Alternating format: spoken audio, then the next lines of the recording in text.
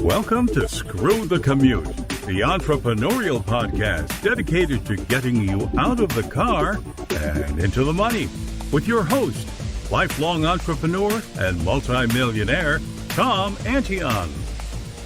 Hey everybody, it's Tom here with episode 628 of Screw the Commute podcast. We're talking about time on site or time on your website. See, the longer someone stays on your site, the more likely they will be to spend money with you, and the more the search engines think your site must be a pretty good site if people are staying on it for a long time. Now, this episode is going to give you a bunch of methods to keep people on your site longer. All right, hope you didn't miss episode 627. This is another one of my many phone tip and phone automation things. There's a tip on here that I thought was a joke. I thought it was one of those idiot things to make you look stupid, but it's real. You won't believe what you can do to pound on your phone and make it do stuff. I couldn't believe it, but it's absolutely true. That was episode 627. And I got to keep talking about episode 624, 625, and 626. That was plug-in week, where if you just listen to those three episodes, you will know more about the inner workings of your website than 90% of the web designers out there. And why would you want to? If your site looks pretty, you're good, right? No, that's crazy to think like that. You're negligent to your business if you think like that. Your site can get hacked because you didn't do certain things behind the scenes. You got bloated, you got multiple. This one site had 54 plugins. 3 or 4 or 5 or 6 of them were duplicates and just slowed the site down. And you're susceptible to people using your site in the background to spam emails to millions of people through your server. I mean, so if you ignore this, God help you. Don't call me up in the middle of the night to help save you when you get hacked. All right, so that was episode 624, 625, and 626. And to get to a back episode, you go screwthecommute.com/ and then the episode number, like screwthecommute.com/624. So do that. And then, like I said, phone tips was 627, and today, time on site is 628. Okay, that's enough of soapbox for me. I just get so excited. Not excited, but mad because people ignore this and we critique their websites and they say, oh, my site is really nice and my web design is really smart. No, you just don't know what you're doing, and your site might look halfway decent, but that's only half the battle. If you get hacked or any of these other bad things happen to you, it's your fault. Okay, because you just listen to those 3 episodes. It takes you an hour and a half or so, and you won't let these things happen to your site. All right. I'm just so fired up about that. All right. So make sure you grab a copy of our automation ebook at screwthecommute.com/automate free, and pick up a copy of our podcast app while you're at it at screwthecommute.com/app. That's APP. So it does all kinds of cool stuff on your cell phone and tablet for you. All right, let's get into the main event. And I got to first tell you, sometimes you don't really want people staying on your site. Okay. Like sometimes I want to send them to a sales letter and have them click over and buy the product. And I'd trade them clicking through to my shopping cart and spending money any day of the week rather than just them building up time on my site numbers. Okay. Because if they never buy anything, guess what? It really doesn't matter how long people stay on your site. But at any rate, you are better off if having them there longer, because they're more likely to spend money or hire you for whatever you do. And that's what this episode's all about. All right. Now, if your site is full of dense text, people will bounce instantly. The site looks too hard to read and not very interesting. So you got to pay attention to these 2 topics: readability and usability, if you want any of the other techniques that I teach you to work, and even have a chance of working. See, people get headaches and eye strain from looking at screens too long. So anything you do to make it easier for them to see your site without strain is to your benefit and to their benefit. I mean, I've done entire episodes on both those topics, readability and usability, and I highly suggest before you implement any of these other things I'm going to teach you today, that you go back and review those and look at your site with a critical eye and fix the things. Because if it's not readable that easy, and if it's not usable that easy, and things that, since you're involved in it, you wouldn't notice as compared to a new visitor, then you're not going to have success with people staying on your site. So anyway, readability was episode 312, and usability was episode 313. The reason they're entire episodes for each one of those is because there's a lot of details. None of it's hard, but it's stuff you probably never thought about. So screwthecommute.com/312 for readability and screwthecommute.com/313 for usability. So that's where you start. Make sure you have done everything properly on those episodes, and it's going to pay off greatly for you, I'm telling you. All right, let's get into some things you can do that will automatically keep people on your site longer. One of the main things is video. If people watch even a 2-minute video on your site, that's more than twice as long than the average visitor stays on a site. Now, time on site, which is what we're talking about here, covers wide ranges based on your industry, whether you're business to consumer, business to business.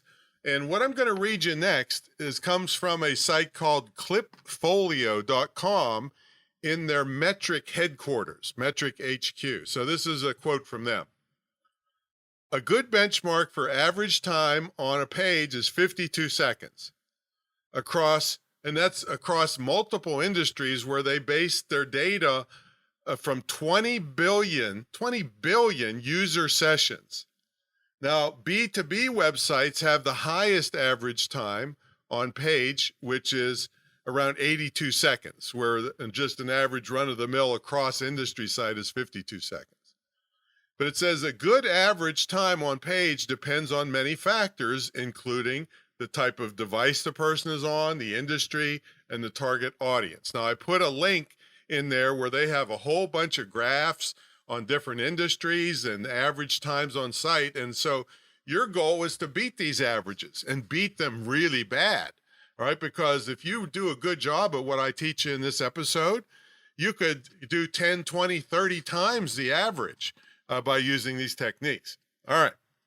Anyway, back to videos.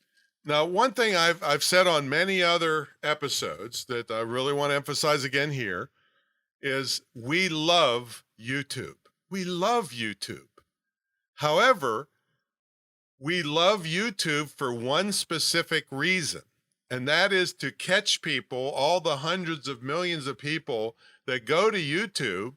We want to catch our share of them and funnel them. I don't like to throw around the word funnel that much, but anyway, send them to your website on a one-way ticket, all right, to your website. See, if you get lazy and your web people get lazy and they just take what we call the embed code from YouTube. So that means you can just put a piece of code in and your YouTube video will show up on your website. And you think, well, that's great. That's easy, right? Let YouTube do all the heavy lifting of these big files and everything. Well, yeah, that might sound good on the surface, but that's the lazy way to do it. And it doesn't help you in the long run. And here's why.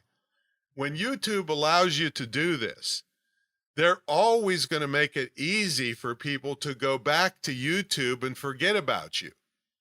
We don't want that. We want to grab people off of YouTube, shovel them into your site, and then if they're watching a video on your site, we don't want to use it as a YouTube video. We want to use a raw video that's hosted somewhere else other than your website. Now, let's talk about this a little bit. See, video files are really large. And so if you just lumped a whole bunch of videos on your cheap shared hosting account for that you pay $5 or $10 a month for, whatever it is, 15, your site's going to need a calendar to load. It's going to load really slow. You're going to use up all your data. You're going to crash the thing. You know, the video is going to stutter and not play if you get a lot of views. You can't have that. It makes you look stupid. And you might get a big bill for overages on data and all that stuff. So no, you don't want that. What you do is you host the actual video file over on, let's say, Amazon S3, which is dirt cheap. I'm talking pennies for superior high quality hosting for large files. And then you connect it to a player on your website that the visitor who's watching the video has no idea or cares where it's being hosted. They just want it to play.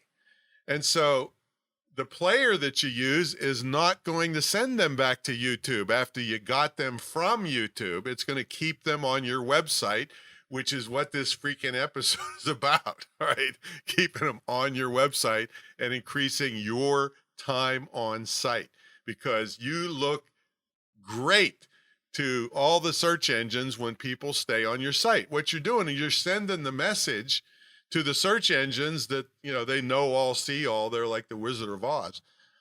That, hey, this must be a pretty good site because people are staying on it for 3, 4, 5, 10, 15, 20 minutes or more. All right. Which is, 20 times the average. See, so videos are great, but that's the best practice. Yes, you can embed a YouTube video, but the threat is, and it's a very real threat, they're going to just click on the YouTube player back to YouTube and forget about you. You don't want that. Okay, so that's video. Now, here's another simple thing you can do to keep people on your site is make sure your site has a plugin or does it automatically to add links to related articles or videos. To help your site do this, you should properly categorize your content and add tags to tell what the content is about so that the related plugin knows what content to grab based on what the person is looking at currently.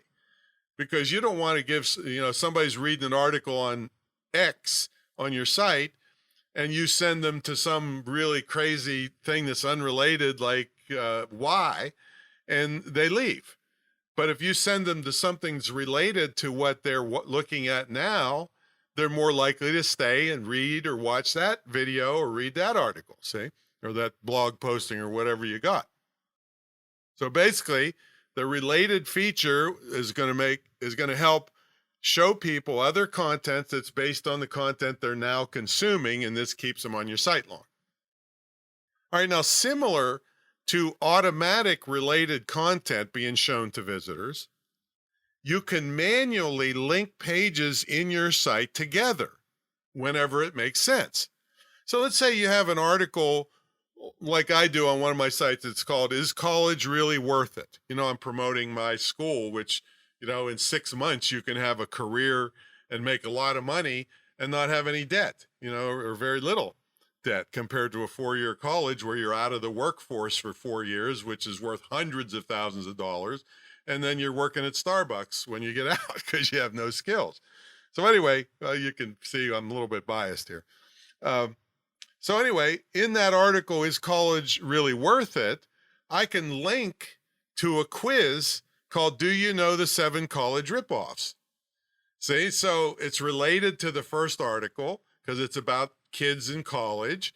And there you go. See, so that's what we're talking about, is manually linking to other stuff in the midst of your article or your blog posting or whatever, or in the text underneath your videos and things like that. So when someone, let's say, is reading your content, you should be looking out for places in that content where you can link to other related content on your site. So typically what happens, people will finish reading the current post and then go back to click on the links to go to deeper info on the related topics. Now, sometimes they'll stop at that link and go. Doesn't really matter as long as they're staying on your site. See? And they're getting the things that they're most interested in. You don't really care if they read the whole article and then click the link to the other article. Doesn't make any difference which is best for your, or which happens most on your site. Doesn't matter at all. It just matters they're staying with your stuff. All right, next thing is to make your content comment worthy and encourage people to comment. I know I've spent tons of time reading comments on sites, even though I didn't leave a comment myself.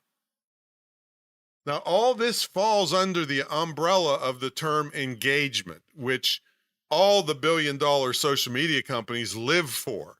So why not you? Engage with people, get them engaging with each other on your site, and they'll stay there longer.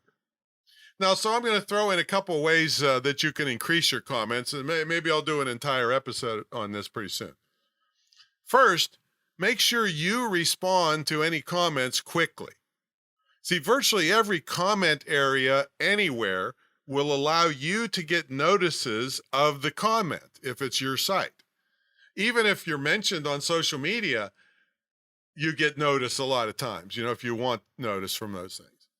So make sure that you respond quickly to any comments. That keeps people engaged, because if they comment and you never respond, well, they think, why should I bother commenting on this site? And they disappear and leave and don't come back.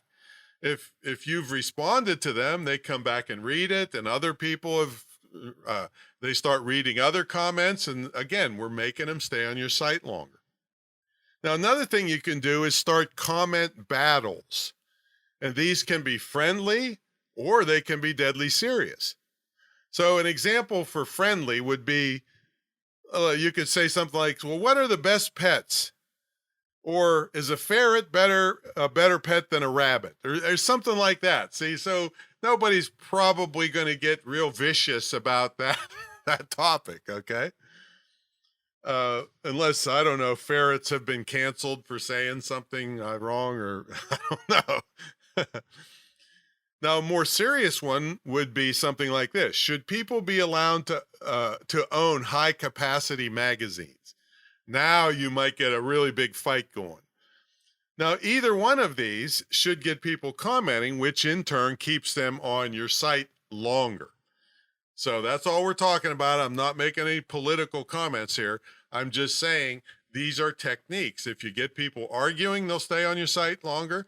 If you get people just friendly back and forth on what they like better, Fords versus Chevys, or, whatever. All right, another thing you can do is add success stories and before and after pictures. People love these, and they're powerful motivators. And of course, they keep people on your site longer.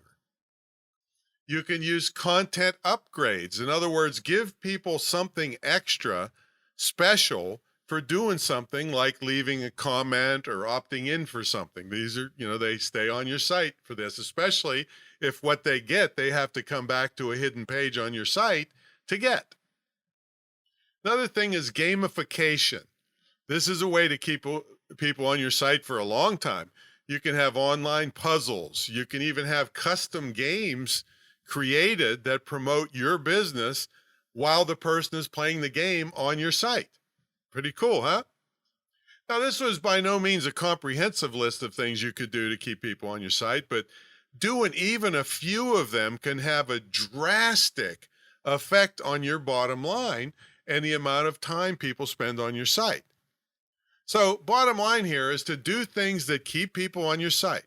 You'll most likely make more money, and Google and the other search engines will give you a higher ranking that's bringing in more people that stay on your site longer, and that's how you grow a website.